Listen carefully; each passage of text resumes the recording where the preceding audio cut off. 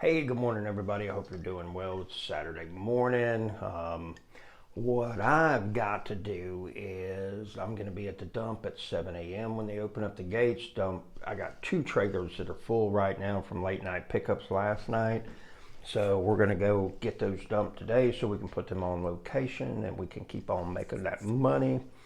I had somebody call me that is a roofer, has 26 units that they're going to be starting on next week. Said, man, I'm going to need two trailers a day and rotating them in and out. So that's truly a blessing coming my way and everything. So there's some exciting things that are coming with the Hustle Nation and the dump trailers.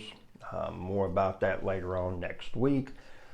You know, one of the things that's extremely important with any kind of business that you're doing is having to do with networking. You know, and I talked to a guy yesterday that he does a pallet business.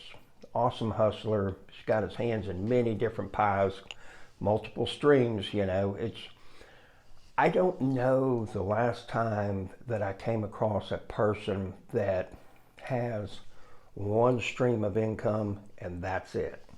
I just haven't. I've come across some that only have two.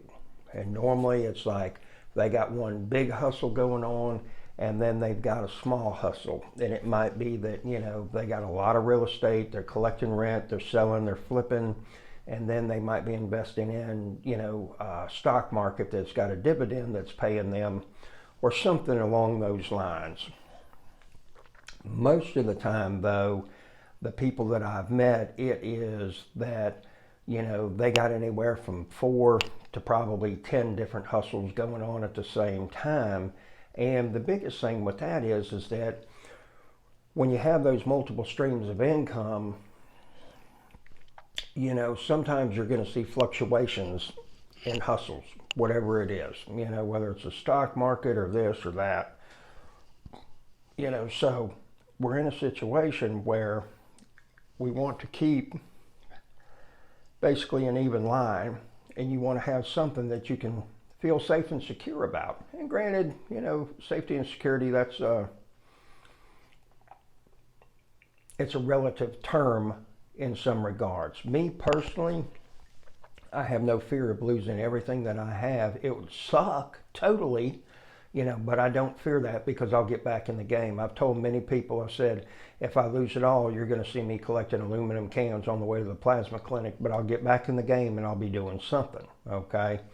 And, you know, last night or yesterday when I was talking with this gentleman, you know, his name's John Wilkerson, and check him out on YouTube as well. I'll put a link in the description for his channel.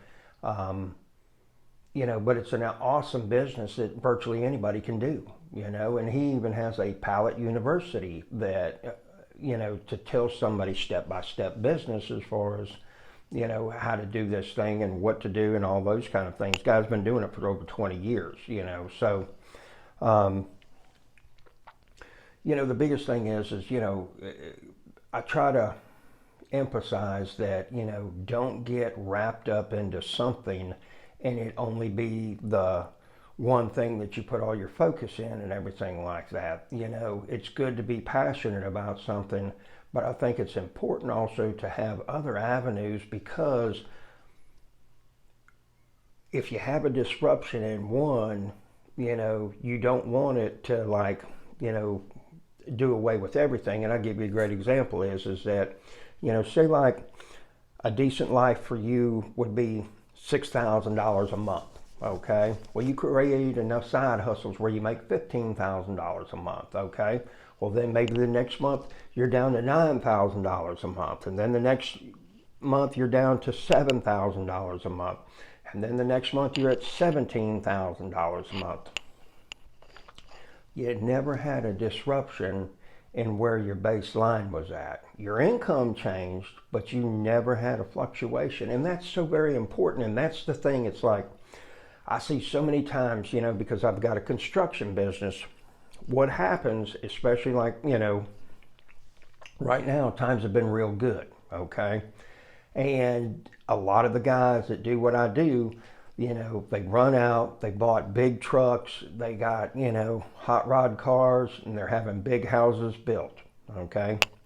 I don't know if they got anything else that's working for them, because when things slow down, okay, and most contractors really don't have money sitting in the bank, they have big lines of credit, okay? Huge difference. And I'll tell you why. Because when times get bad, the banks withdraw those lines of credit. And then all of those loans that they were doing for interest only, they call them due.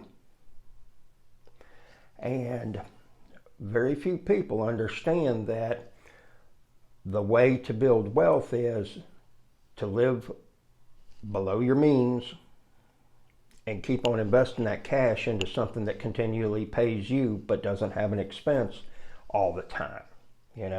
It's like the storage containers. Those will continue to pay us every month, and we don't have to keep buying a storage container every month, okay? And I'm not saying this is bad for anybody, but like having a hot dog cart. Every time you sell a hot dog, you have to buy another one, okay? You got to keep replenishing that, so money keeps going back out. Now, hopefully somewhere in the middle of what you're paying for them and what you sell them for, you make a profit, and then you get paid from that. Okay, and there's huge money in a hot dog cart. There really is, okay? But the thing is that you want something that is not labor intensive, that's more passive. There's nothing better, folks, than waking up in the morning and seeing money in your bank account. So do me a favor, start looking around you. What is there that I can do? Even something as simple as looking around at people that are in a position you would like to trade places with and asking them, what do you suggest that I do? The people that are closest to me, about once every 90 days, I'll ask them, what do you see me doing that you would suggest that I change? And I never ask them to justify what it is they're saying. All I do is I take that information in and I give it an honest appraisal. Sometimes they're right, sometimes they're wrong. More often than not, though, they're right. So ask yourself, about your networking and what you're doing, and then start making it a point to go out once a week and meet 2 new people that are in business that got a hustle going, and do that, because you'll grow your network like that. It's Robert with the Hustle Nation. Keep grinding, keep hustling. Have yourself a very wonderful day.